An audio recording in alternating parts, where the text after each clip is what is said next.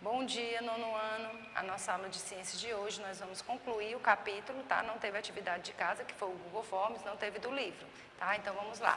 Capítulo sobre Explorando o Céu, página 268, tá? Então, será que é possível, né, a vida humana fora do planeta Terra?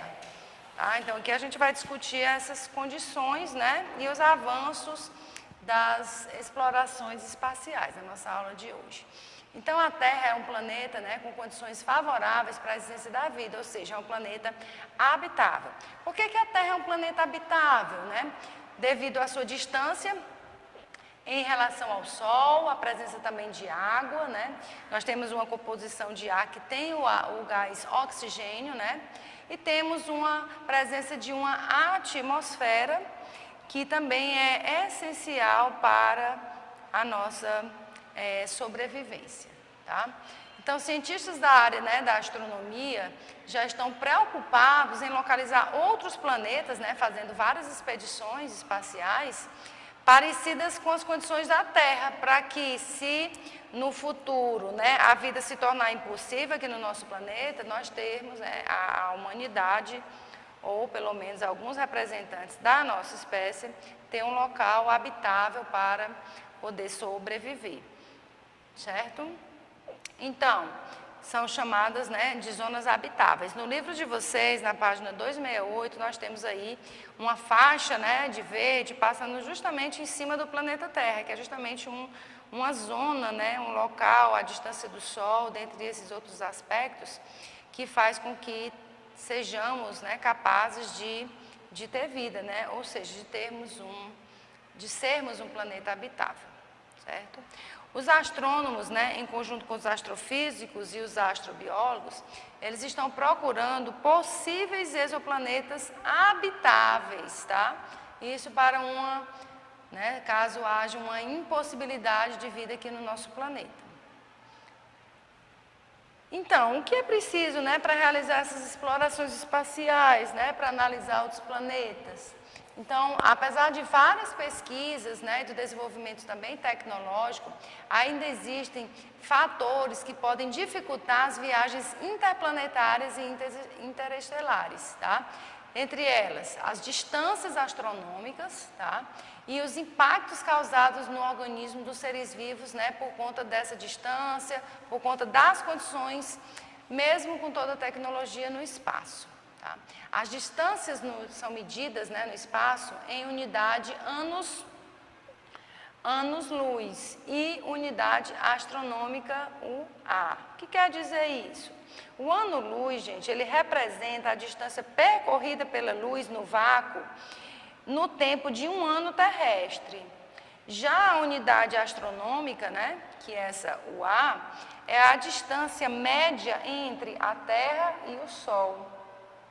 Então, ela é empregada principalmente para descrever as distâncias dentro do sistema solar. Só para vocês terem ideia, uma unidade astronômica é igual a 150 milhões de quilômetros.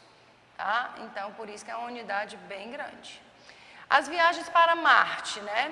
Elas têm uma duração de aproximadamente 6 meses, tá? E uma distância de 1,52 unidades astronômicas. Viagens para Netuno, né, se a humanidade, se tivesse alguma nave que fosse para Netuno, né, né, por isso que eu botei ali, seria de 30 unidades astronômicas, ou seja, no mínimo 30 anos, tá? Uma coisa bem inviável. Né? Agora a gente vai falar sobre os efeitos. Estudos mostram, né, que viagens muito longas, elas causam efeitos negativos, né, no corpo dos astronautas. Né? A falta de gravidade, né, o isolamento social, as comidas desidratadas, dentre outros fatores, podem gerar vários impactos permanentes. Quais são esses impactos? Né? Impactos no humor, né, na tomada de decisões, na memória, tá? No aprendizado. Pode ter uma alteração até do DNA, né? Redução no número de hemácias, que são as células que transportam oxigênio, Então, existem vários fatores muito negativos, né? Que esses astronautas, quando eles voltam das suas missões, eles têm que fazer um check-up completo para os cientistas analisarem essas mudanças e tentarem desenvolver tecnologias para poder minimizar esses efeitos no corpo humano, tá bom? Bom, agora a gente vai falar sobre as mulheres na ciência, né? Apesar de muitos avanços, né, que já foram conquistados, as mulheres ainda elas são a minoria na área científica. Então é difícil você ver, uma cientista fulana de tal, né, descobriu alguma coisa, tá? Ok? E aqui nós temos aqui uma lista de muitas mulheres que foram muito importantes para o estudo dos astros, né, na astronomia. Né? Desde a época lá na Babilônia, há 4.000 anos, Reduana, tá? Ela foi uma cientista que decifrou as estrelas e ajudou a desenvolver os calendários, certo? Depois, né, 355 a 415 anos depois de Cristo, na Grécia, Hipátia, né, ela frequentou a Academia de Alexandria, realizou vários trabalhos científicos, tanto no campo da matemática, quanto também no campo da astronomia. E ela ficou conhecida como, né, a primeira mulher científica, né, cientista. Tá? Então, ela era um símbolo do aprendizado e da ciência. Isso incomodava vários cristãos na época. E por isso, gente, ela acabou sendo assassinada, por questões religiosas, tá?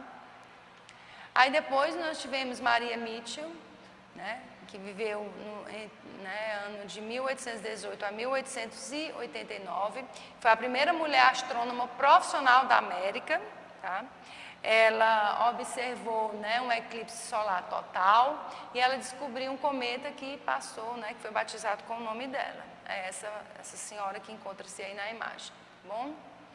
Temos aí Katherine Johnson, né, que morreu agora em 2020.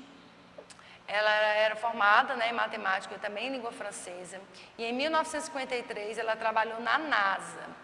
E ficou conhecida como o verdadeiro computador humano, né? Por quê? Porque tinha muitas habilidades matemáticas manual mesmo, tá? Em 1962, gente, a NASA confirmou os cálculos, né, para levar o primeiro homem para orbitar a Terra, mas eles não confiaram apenas na máquina, eles pediram para ela confirmar esses dados e assim ela deu todas as coordenadas, né, de sucesso, tanto com relação à viagem, quanto também ao retorno, né, dos astronautas. Bem como ela assinou também vários projetos, né, do programa Apollo, que foi justamente o projeto que levou o homem à Lua. Então, aí a gente tem duas mulheres na imagem. A da esquerda é a Katherine Johnson, tá? E a da direita é aquela atriz, né, que eu nem coloquei o nome dela, mas foi a atriz que interpretou a Katherine Johnson no filme, tá? Que se vocês tiverem um tempo para assistir, bem interessante, né? Esse filme, Estrelas Além do Tempo, ok? Que fala toda dessa conquista, toda a história dessa grande mulher e de outras também que contribuíram com a NASA, né? Na missão, no projeto da Apollo 11, que foi a que levou o homem à Lua, tá? Então, esse filme é bem legal, alguns alunos até já assistiram, né? Alguns que estavam aqui nas aulas presenciais, tá? Então, é bem legal, se vocês tiverem um tempinho para assistir, vale a pena. Temos aí Jocelyn Ben Burnell, em 1957. Essa cientista, gente, ela foi responsável por uma das mais importantes descobertas da área, a estrela de nêutrons, tá? Ela mudou a visão que os cientistas tinham do universo. E em 1974 ela recebeu o Prêmio Nobel de Física, mas ela não levou o reconhecimento na época. Quem levou foi o supervisor dela e o astrônomo que trabalhava juntamente com ela. Somente, olha só, isso foi em 1974, né, que os colegas de trabalho receberam o prêmio por ela, porque ela não foi reconhecida. Somente em 2018, aos 75 anos, é que ela recebeu o reconhecimento e também recebeu um prêmio, né, especial de física, e também ela recebeu 3 milhões de dólares, ok? no qual ela doou, né, para bolsas de estudo para mulheres, para refugiados e também para pessoas de etnias, né, minoritárias, certo? Então, ela também foi muito importante. Temos aqui a Caroline, né, Schumacher. Ela descobriu a maior quantidade de cometas, foram 32, além de 800 asteroides. Se tornou astrônoma em 1980 e, juntamente com o seu marido, ela foi responsável pela descoberta de um cometa que levou o nome, né, de Schumacher-Levy 9, em 1993, tá? E temos aqui Júlia Fernandes de Mello, tá? Ela é astrônoma, astrofísica, professora, escritora e pesquisadora associada da NASA, nada mais, né? Tudo isso, tá? E ela descobriu em 2008 as chamadas bolhas azuis, que nada mais são do que estrelas solitárias que vivem entre galáxias, e também descobriu uma supernova, que é uma estrela que, ao envelhecer, ela explode, né? E depois ela vai apagando com o tempo até desaparecer. E temos aqui Catherine Louise Baumann, né? Que é uma engenheira eletricista bem jovem, tá? Em 2019, ela aos 29 anos, ela foi responsável pelo desenvolvimento de um dos vários algoritmos que permitiu a visualização da primeira imagem já feita, né? De um buraco negro, tá, gente? Então, essa descoberta, né, nos permitiu ver algo que antes era invisível. Por quê? Porque os buracos negros, eles absorvem tudo, inclusive a luz. Por isso que eles não eram vistos antes do estudo, né, da contribuição dessa cientista. Agora nós vamos concluir o capítulo com a resolução de atividade. Na página 272, a gente tem aí duas questões do atividades, né? E diz o seguinte: quais relações você considera que sejam as mais importantes entre a ciência, tecnologia e sociedade? Por quê? Então, isso aí é uma resposta bem pessoal, né? Você vai dizer, de acordo com o que você estudou, qual seria a importância.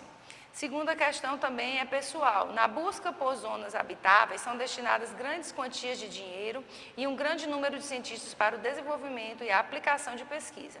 Você considera essas pesquisas importantes ou teria outra proposta para a destinação da verba e pesquisa? Se sim, qual é a proposta? Se não, por quê? Então, isso aqui também é uma resposta pessoal. De olho na prova, ainda na página 272, né, e 273. Observe a figura abaixo. Assinale V para verdadeiro e F para falso, né? Então, aí a primeira questão, a gente tem a União Soviética foi o primeiro dos dois países, né, entre aquela Guerra Fria, né, que aconteceu entre os Estados Unidos e a União Soviética. Então, a União Soviética foi o primeiro dos dois países a lançar um satélite artificial no espaço, o Sputnik 1, em outubro de 1957, verdadeiro. Ambos os países, entre 1972 e 1975, participaram de uma missão espacial conjunta, o projeto Apollo-Soyuz, que resultou em um voo orbital combinado em 1975, verdadeiro. Tá? Os Estados Unidos, a gente já descarta aí as outras opções, né? Então, esses dois aqui são falsos. Os Estados Unidos foram o primeiro dos dois países a enviar um voo tripulado ao espaço. Não foi, né? A gente viu na questão anterior. E os soviéticos, em 1970, conseguiram enviar um voo tripulado à Lua. Quem conseguira foram os Estados Unidos, né? E não a União Soviética. A segunda questão, né? A gente tem um texto que fala sobre a metade da nova equipe da NASA é composta de mulheres, tá? A comparação entre o anúncio publicitário de 1968 e a repercussão da notícia de 2016 mostra o quê? A manutenção de estereótipos, né, de gêneros, tá? Continuando aí essa questão, né, do espaço feminino na astronomia, item D. E a terceira questão, nós temos aí, na década de 1970, os conhecimentos adquiridos com a corrida espacial foram utilizados principalmente, item A, né, no desenvolvimento dos satélites artificiais que nos dias atuais servem a diversas áreas, né, como telecomunicações, meteorologia e as observações militares. Ok, gente? Então, quando vocês assistirem essa aula, vocês dão um pausezinho no vídeo para poder copiar e verificar aí as respostas. Podem, inclusive, tentar resolver primeiro e depois só verificar, tá bom? Então, a nossa aula de hoje vai ficando por aqui. Façam as atividades do AVA e do Google Forms conforme a agenda, se tiver, tá? E não deixe de estudar, tá bom, gente? Então, tchau, tchau para vocês, até a próxima.